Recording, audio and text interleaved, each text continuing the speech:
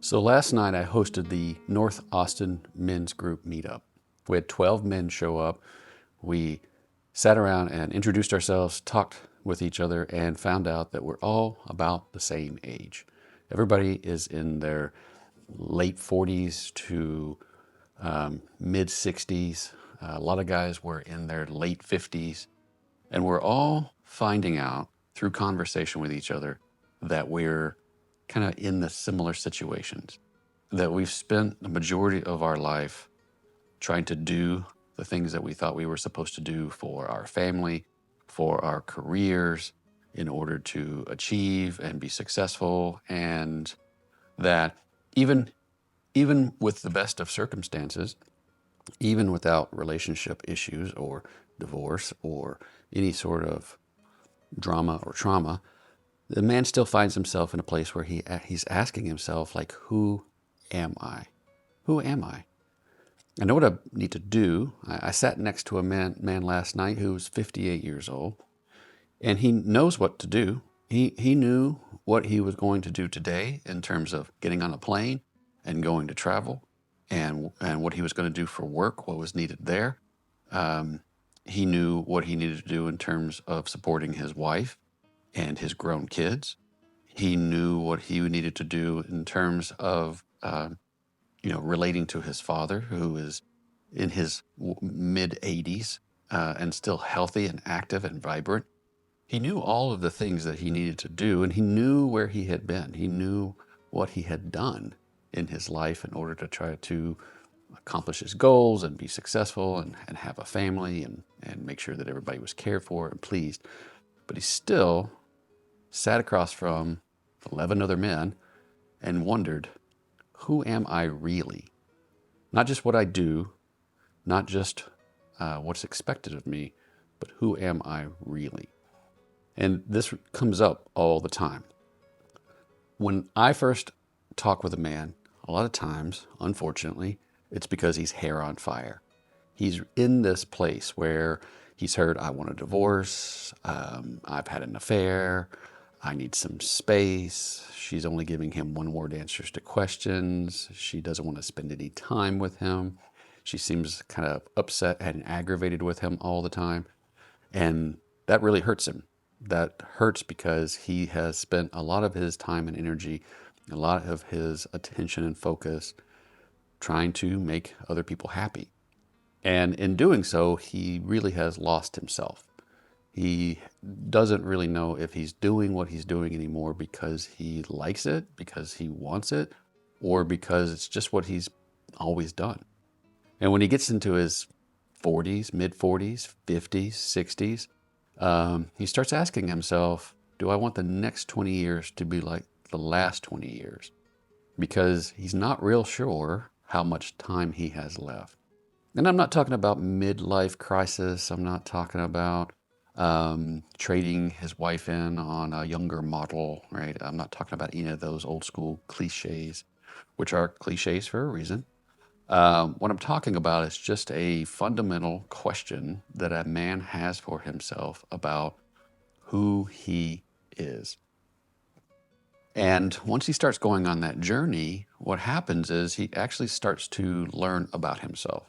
He starts to learn what he values, what's important to him, what he will agree to, what he won't agree to. And what he doesn't realize is that he's on a journey to discover himself, to reconnect with himself. And along the way, he finds that his relationships improve. His relationships improve because he becomes trustable. Because when he's clear about what he wants and what he'll agree to and what's important to him, that his yes becomes yes and his no becomes no. That he doesn't say yes to things that he doesn't really want to because he's trying to please or keep the peace or is behaving out of some sense of obligation. He becomes trustable to himself and he becomes trustable to others. He also becomes consistent. He becomes consistent because he's not blown around by his emotions. He's not blown around by his beliefs about things, that his unconscious beliefs, that he has some sort of idea of who he's supposed to be And then there's a distorted story that he actually tries to support, where he's at odds with himself, that he doesn't really want to do this or doesn't really want to agree to that, but he does, and then he's at odds with himself, which then puts him at odds with other people. And so he becomes consistent. He becomes stable. He becomes calm. He becomes confident. He becomes grounded. He becomes somebody that he's pleased being, and that other people are pleased to be around. That he's not trying to please them anymore, but they actually become more pleased with him, because he is pleased with himself, that he can trust himself, that he knows who he is, that he knows that he's okay, that he doesn't have to worry that someone or something outside of him is going to disrupt his peace, his certainty, that somehow something's going to come out of the shadows and eat him.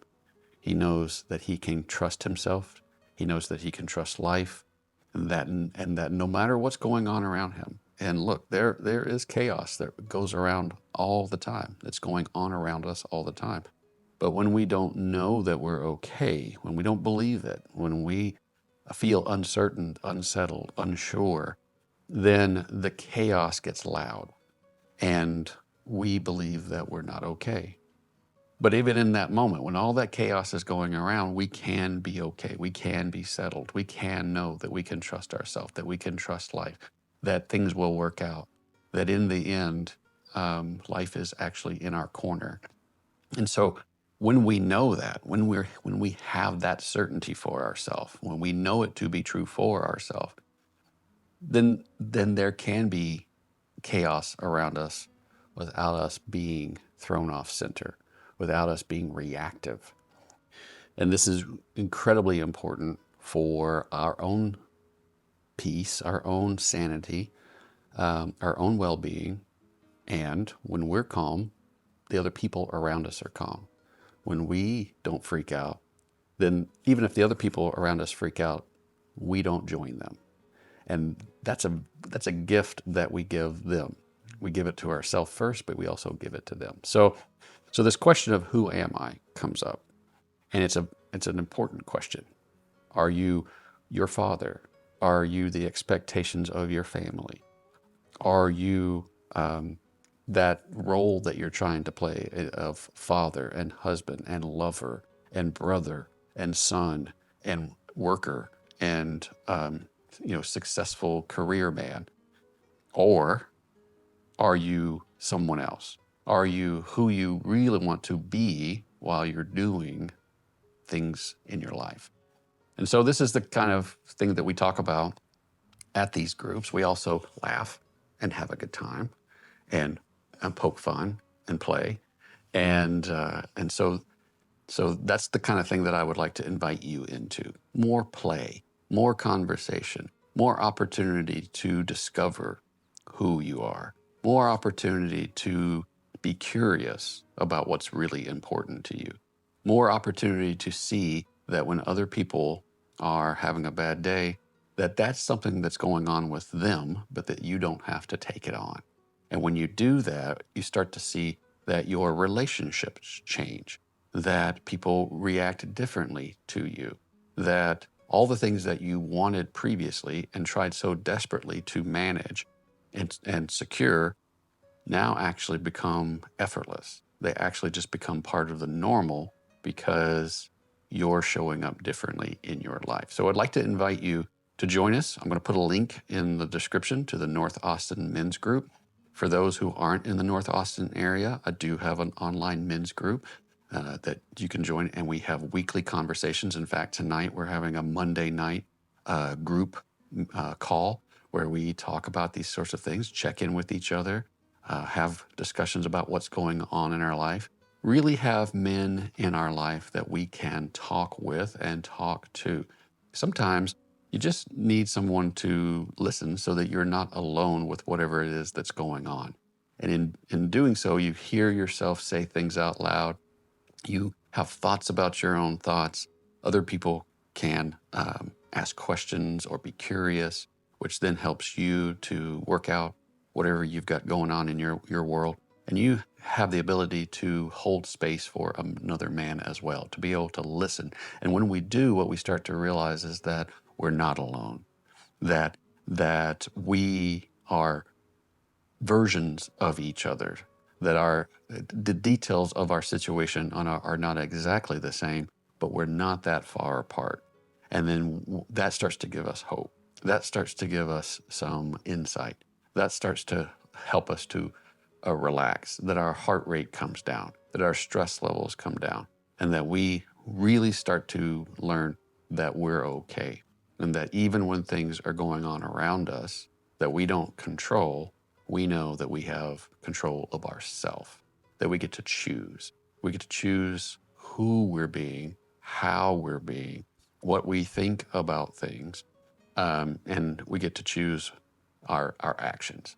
And that out of that, we become known. We become known to ourselves and others through the choices that we make for ourselves. So I want to invite you to that.